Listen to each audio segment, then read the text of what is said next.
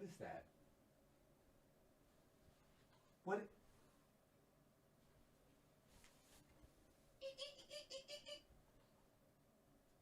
What is that?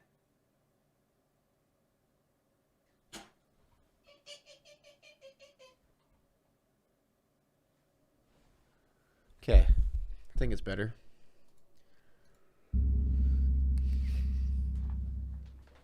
This case takes place in Lübeck, Germany, on the 5th of May, 1980. Marianne Bachmeier was born on the 3rd of June, 1950, in what was then West Germany. Marianne had somewhat of a turbulent upbringing. Her father was part of the Waffen-SS during World War II, and growing up he was incredibly strict and known to be aggressive. He was also a heavy drinker, which exacerbated these issues.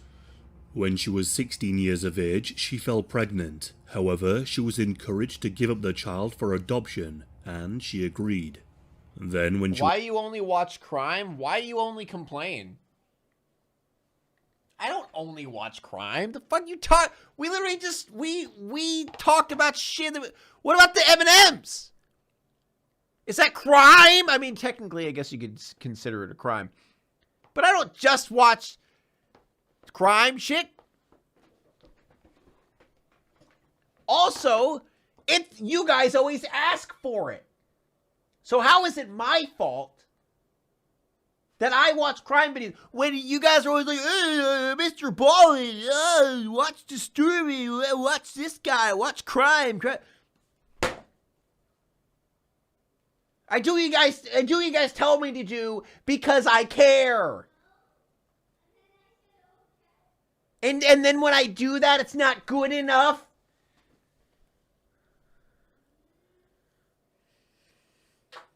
Fucking, why is there a piece of sauce?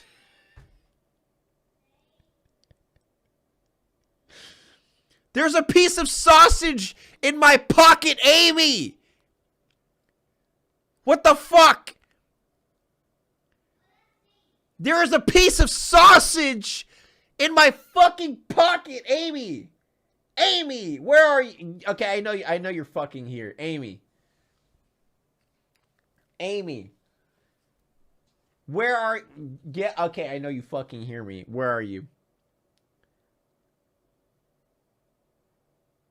Okay, to explain the sausage in my pocket, we have these sausage bites that we give our dogs. I think they're turkey bites, actually. But we give these to our dogs to get them to come inside as a treat.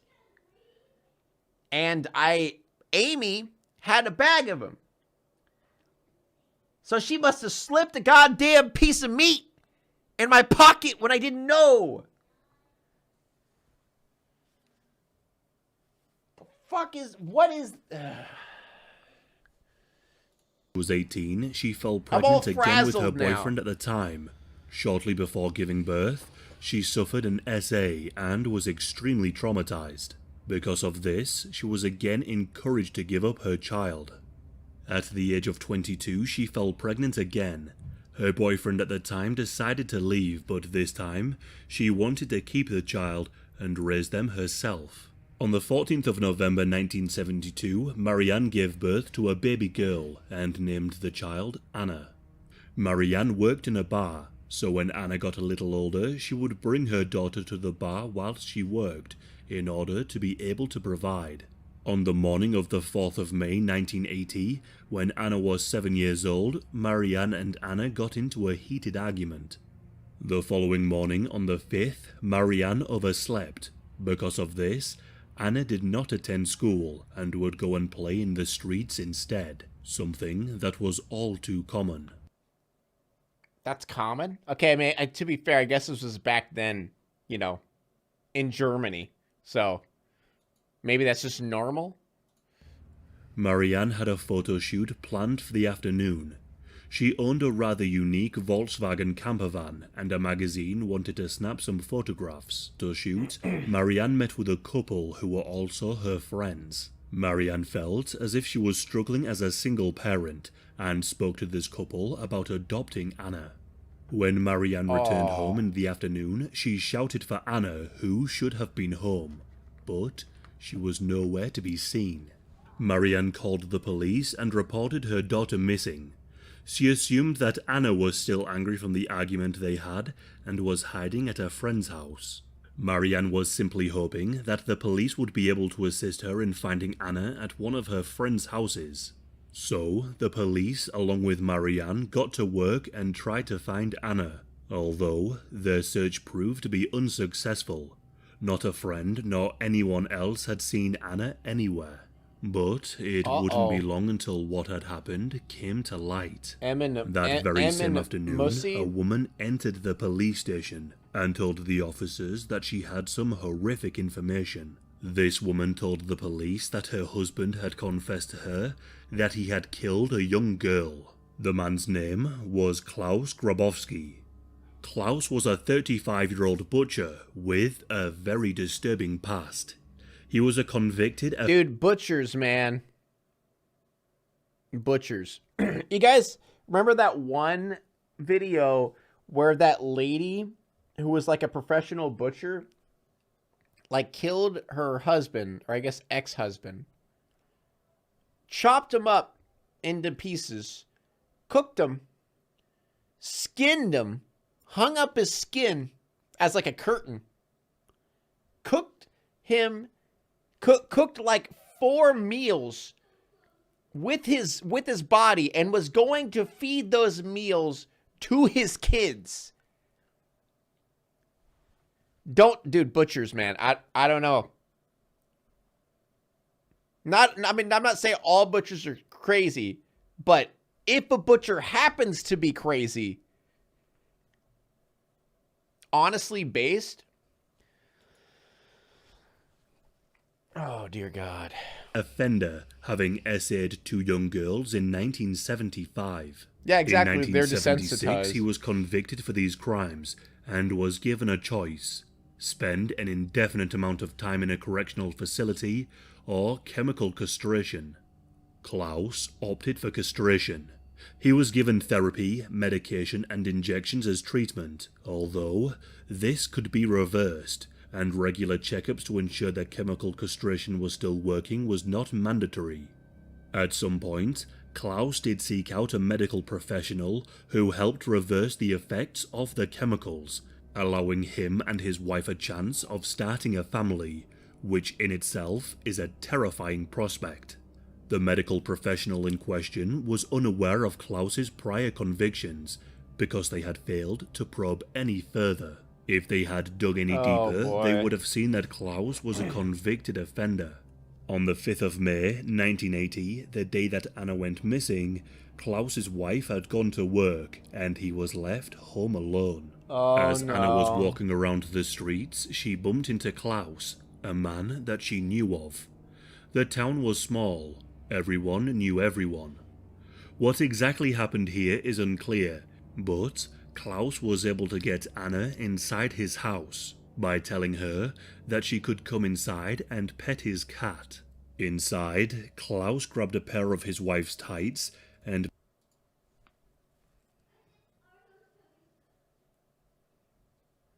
Do I want to continue, though? began to strangle Anna, ending her life. When his wife returned home from work, Klaus confessed that he had killed Anna.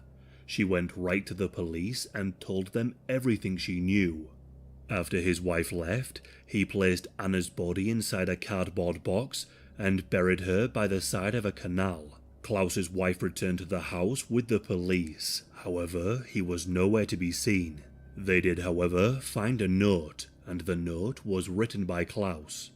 He wrote that he needed his wife more now than ever, and that he hoped that she would forgive him for what he had done. He told her to meet him at a restaurant at 10:30 p.m. Yeah, hey babe, I know I just murdered this child, but can you forgive me? I mean, we could work this out. Like, I mean, I got problems, but we could talk it out. What? What? Huh? p.m., where he wanted to explain everything to her. The police read this note and waited at the restaurant ready to make an arrest. Thankfully, Klaus showed up and was swiftly arrested. He was brought back to the station and questioned. He tried to make the claim that he was somewhat of a victim in this whole scenario. He told the police that he allowed Anna into his house to see his pets. Once inside, Anna supposedly told Klaus that if he did not hand over some money, she would tell the He got held up by a child. No, you guys don't get it. She was so scary. He's like, give me your money. And I'm like, oh, no, I don't want any of this. What the fuck? What the fuck? The police that he had touched her inappropriately, and even made claims that Anna had tried to seduce him. Claims that Dude, oh my God. Just beyond... Dude, I'm about to root for the mom, right? Because doesn't it say the mom kills him? Especially when talking about a girl that is just 7 years of age. Essentially, he accused Anna of blackmail and extortion and pinned the blame on her. What? He claimed that he became fearful that she would falsely accuse him and that this could potentially lead him back to a psychiatric facility. So he grabbed a pair of his wife's tights and began to strangle Anna until she stopped moving. Even without Klaus's past taken into consideration, the police could tell that he was talking absolute nonsense. Klaus was asked if he had violated Anna's body in any way, alive or dead, and he denied this, a claim that many believe to be false. The police were able to locate Anna's body, and they found her hogtied. This fact left many of the investigators absolutely horrified. They could only imagine what she suffered in her final moments. Marianne was informed of her daughter's death. She would later say that she felt a tremendous amount of guilt. She was asked to identify the body, but she couldn't bring herself to do it.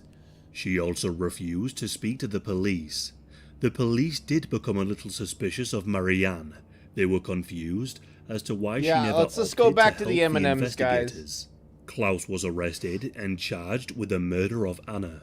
Guys, it has a happy ending, okay? I promise. It's going to have a happy ending. The trial began in March of 1981. Not really happy, but on the third day of the trial, Marianne entered the courtroom. She was able to enter with a concealed pistol. She had gotten to court early, and Klaus was one of the few people inside the room. Once through the entrance, Marianne took a few steps forward. Klaus, the man who had murdered her daughter, was standing right in front of her in the docks, only 3 meters away. His back was facing Marianne. Marianne reached into her pocket and pulled out the concealed weapon. Get him! Raised it, took aim, and fired 7 rounds into his back, creating large exit wounds to the front of his body. Klaus dropped to the floor and began to bleed profusely. Die! Marianne was then escorted out of the courtroom with no resistance. She dropped the gun and allowed the police to arrest her. I told you guys. Let me guess, she's gonna go to jail for a long time or some shit. Doctors rushed to attend Klaus, but his wounds were too great. Why would you rush to it? No, just let him die. Let him die. Don't help him. And he died in the courtroom. I'll be honest, chat. Yeah, if this shit ever happened, oh yeah, I'd murder the fuck out of someone. Like no shot, like no hesitation, bro. Marianne's ex-boyfriend and Anna's father witnessed the incident, and he was overheard saying, "She did it. She actually did it," hinting that this act had been premeditated. Marianne was able to accomplish what she had set out to do and harmed nobody else in the process. She was charged with murder and told the police, "He killed my daughter. I wanted to shoot him in the face, but I shot him in the back. I hope he's dead." Marianne was released as she awaited her trial. However, she tried to take her life a number of times. Because of this, she was placed into a mental facility until her trial began. The story of Marianne spread like wildfire. The media shared what had happened, as such a case had never occurred before. Dude, I'm sorry, but like, no, she should just be let free, Dude, they should give her a prize. They should give her a gift for honestly, like, getting rid of him. They don't have to worry about all this money or putting him in jail or going through all this process. She just ended it. It's over.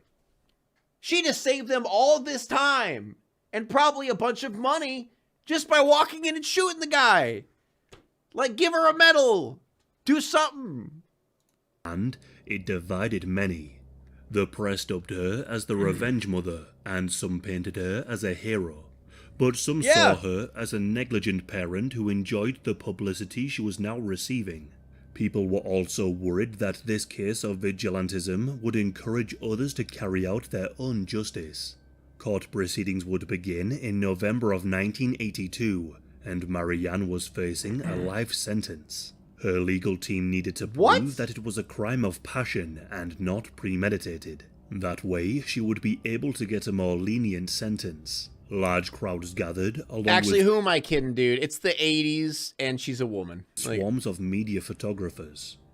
Marianne told the court that she had found out that Klaus was going to claim that Anna had tried to blackmail him, and that he was going to try and portray himself as the victim. She stated that she couldn't bear the thought of her daughter's name being dragged through the mud and posted in the papers. Exactly. Upon learning this, she became enraged and spontaneously grabbed the pistol from her purse and fired.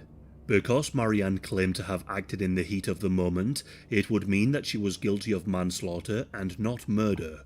She also claimed to have been given the pistol by a regular of the bar she worked in, due to her feeling unsafe in her home following the death of Anna. She made the point that the gun was not to commit murder and was purely for safety reasons. However, investigators determined that Marianne had practiced shooting targets in the cellar of the bar she worked in. Regulars in the bar had given statements confirming this, but Marianne denied all of these accusations, and so this is just how backwards this shit is. Because if this guy got convicted, he wouldn't get life. He would probably get 10 years tops with parole. Pretty laid back sentence, right? So, honestly, any parent in this situation, like, they would probably do the same shit. Like, a lot of parents would do the same shit. Or at least, like, want to desperately do the same shit. And claimed them to be false. The prosecution painted Marianne as a narcissistic woman who only wanted to kill Klaus because he had killed her property, and that she was a neglect. What? The fuck? Huh? Thank you, Caroline, for the 2. How late will I stream? This is unfortunately my last video. I got tacos cooking. I might stream on Twitch later though. Neglectful mother who didn't really care for her daughter, pointing to the fact that she was hoping to have Anna adopted, and because Anna was known to miss school a lot. Okay.